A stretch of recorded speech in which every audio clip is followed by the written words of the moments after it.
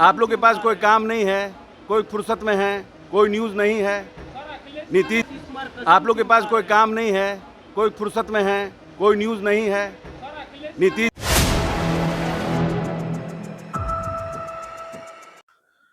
नमस्कार, आप देख रहे हैं 4 PM और मैं हूं अभिषेक मिश्रा।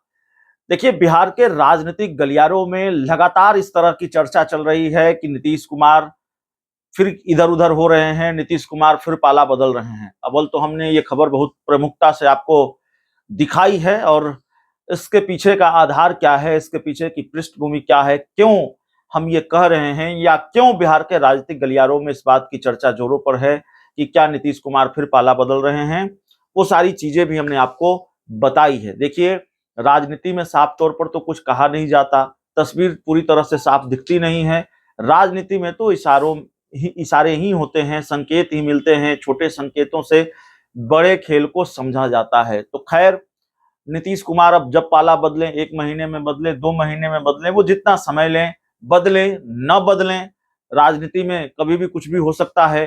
तो ये सारी चीजें हैं, लेकिन पाला बदलने के सवाल को लेकर, नीतीश कुमार के पाला बदलने के सवाल को लेकर जेडीयू के नेता किस तरह से भड़क जा रहे हैं, उसकी एक वानगी हम आपको दिखाने जा रहे हैं। दरअसल जेडीयू कोटे से मंत्री हैं बिहार सरकार में, जेडीयू के बड़े नेता हैं, नीतीश कुमार के बड़े करीबी मंत्री हैं। हाँ, ये बात अलग है कि इन दिनों वो अपनी ही पार्टी के नेताओं के निशाने पर हैं। अशोक चौधरी से जब नीतीश कुमार के पाला बदलने को लेकर सवाल पूछा गया और आरजेडी के बयान का हवाला देते हुए ये सवाल पूछा गया कि भाई, इस तरह की बात आ रही है, इस तरह का बयान सामने आ रहा है और क्या नीतीश कुमार फिर पाला बदलने जा रहे हैं, तो वो तो भयंकर भड़क गए। वो मीडिया को ही सुनाने लगे और दरअसल अब ये परंपरा हो गई है।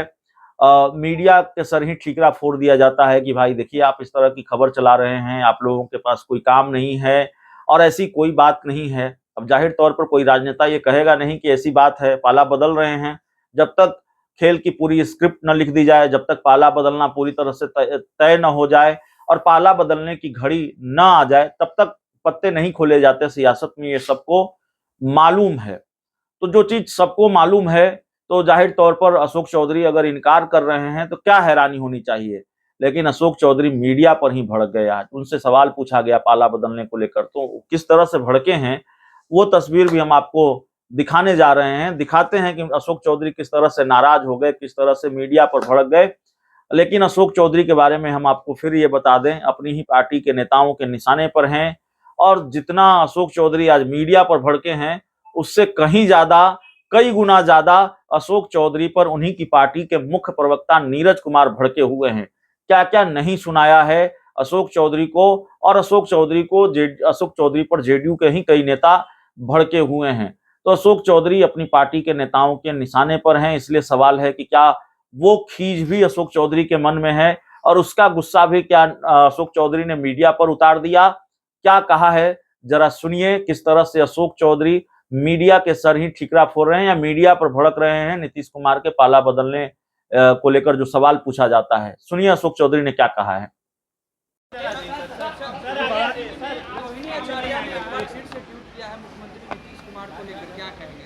नहीं देखे हम ट्वीट, क्या ट्वीट किए हैं? फिर से पलटे गए, झूठी कस्में खाया है। वो हम बयान को हम लोग बहुत सीरियसली नहीं लेते हैं। लेकिन राजद वाले कह रहे हैं कि बार-बार से नीतीश कुमार, आप लोग के पास कोई काम नहीं है, कोई फुर्सत में है, कोई न्यूज़ नहीं है। नीतीश जी बोल चुके हैं तो बार बार उसी न्यूज़ को क्या चलाते हैं? क्या मतलब है चलाने का?